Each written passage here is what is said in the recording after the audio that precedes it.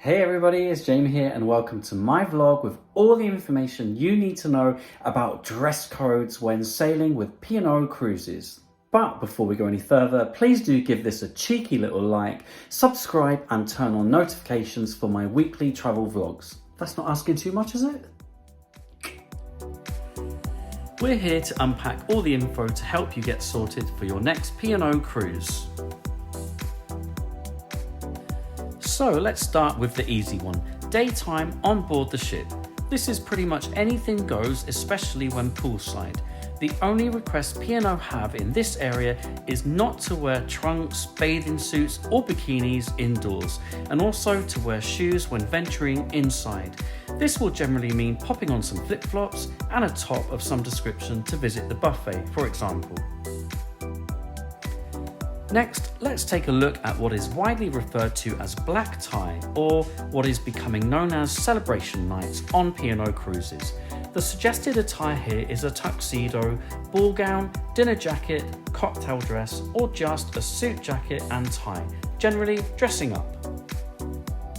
All of P&O's dress codes come into play from 6 PM on board, but a little more on that later. P&O's newer, larger ships, Avia and Iona, are slightly more relaxed in the sense that black tie or celebration nights are less frequent on board than the other P&O ships. On Avia and Iona, cruises of less than 2 weeks will feature one black tie night, whilst if on board for 2 weeks, you can expect 2 black tie nights. All other ships in the fleet will have 2 black tie nights for cruises of up to 13 nights, and 2-week cruises would feature 4 black tie nights. So do keep this in mind when booking your cruise and pack accordingly. And to give you a flavour of what this looks like in real life, here are a few of my shots from around the ship on a couple of black tie nights. In the past, we've opted for the full tuxedo, however, in more recent times, we have tended to opt for the dark suit option, simply as we find it more comfortable, particularly when eating several courses. On black tie nights, children are completely able to join in with dressing up, but as a minimum are expected to be in evening casual wear, but with no denim. As I mentioned earlier with P&O cruises, the dress code will come into effect from 6 PM in the majority of interior venues on board. On each ship there are several venues where the dress code is adopted and enforced, so let's take a look. On Arcadia, the dress code of the evening will apply in the main dining room, Intermezzo Bar, which is the small bar on the walkway near Ocean Grill, the Crow's Nest Bar, Sindhu Restaurant, and the Ocean Grill, the last remaining such restaurant in the fleet.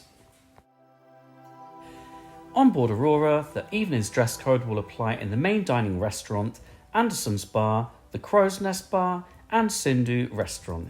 It also applies in the Glasshouse Restaurant. On board Avia, the evening's dress code applies in the main dining restaurant, the Crow's Nest Bar, the Epicurean Restaurant, the Chef's Table, Green & Co Restaurant, and Sindhu Restaurant.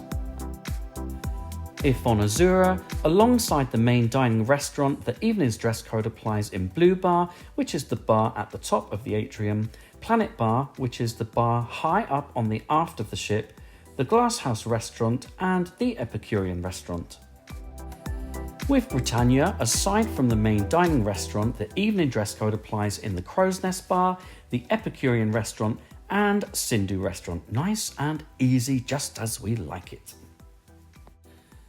Looking at Iona, P&O advised the dress code applies to the main dining restaurant, the Crow's Nest Bar, the Epicurean Restaurant, the Chef's Table, and Sindhu Restaurant.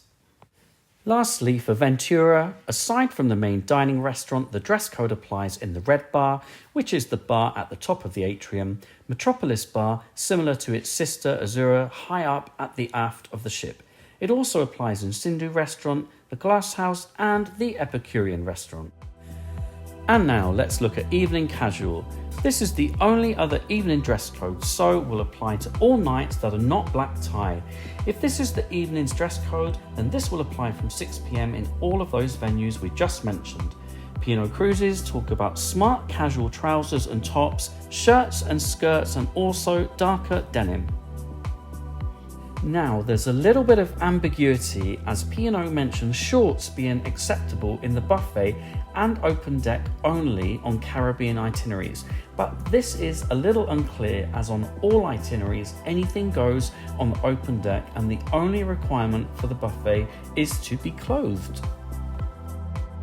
They do, however, specify no football tops, tracksuits or trainers for evening casual nights. Personally, this is where I rely on polo shirts or indeed anything else with a collar, smarter jeans and maybe the odd colourful shirt. Here are just a few snaps of me with friends on board just to help give you an idea. Now then, if like me you are not always in the mood for doing black tie, then do not despair. There are still areas of the ship where the dress code is not in force. Equally, if the dress code is evening casual and you don't even feel like dressing to that standard, there are still places to go.